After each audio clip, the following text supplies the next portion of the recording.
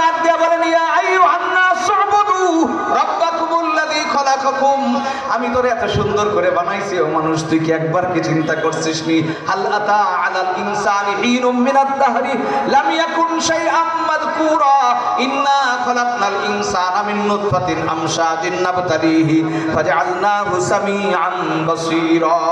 তোর এমন একটা দিন ছিল তুই নাম নেয়ারই যোগ্য ছিলি না, তুই ছিলি না পাক পানি। আমি তোর মায়ের পেটের মধ্যে কুদরতি মেশিন দিয়ে এত সুন্দর রূপ বানাইলাম। দুনিয়াতে জন্ম নেওয়ার পরে তোর হাত ছিল ধরার ক্ষমতা ছিল না, পাও ছিল চলার ক্ষমতা ছিল না, জবান ছিল বলার ক্ষমতা ছিল না। আমি আল্লাহ তোকে এত শক্তি দিয়া যৌবন কাল দিয়া আজ আমি তোরে ডাকতেছি হাইয়া আলাল ফালাহ, আয় আয় আমার থেকে বিজয় বাজেট করে নে আর ইহুদি কাফেরের মোকাবেলা কর। তুই আমাকে বলি আঙ্গুল দেখাস।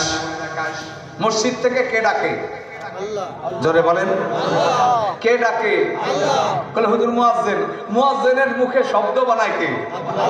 আল্লাহ যদি হুকুমের নেটওয়ার্ক মুয়াজ্জিন থেকে সরায় নেয়, মুয়াজ্জিনের নাম ডেড বডি। অতএব মুয়াজ্জিন ডাকে না, ডাকে কে? আল্লাহ বলতেছেন এ বিশ্বের মুসলমান, তোরে আজকে কাফের মারে, ইহুদি মারে, খ্রিস্টান মারে, তোর দিকে কেউ আঙ্গুল উঁচা করতে পারবে না। তুই আমার থেকে বিজয় বাজেট করে নে। কেমনে বিজয় পাবি?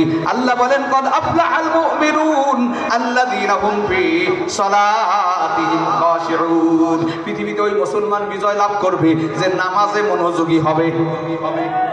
শতকরা ৯২ জন এখন বেনামাজি। ফজরের নামাজে হাঁটা দিবেন, কয়জন পাবেন?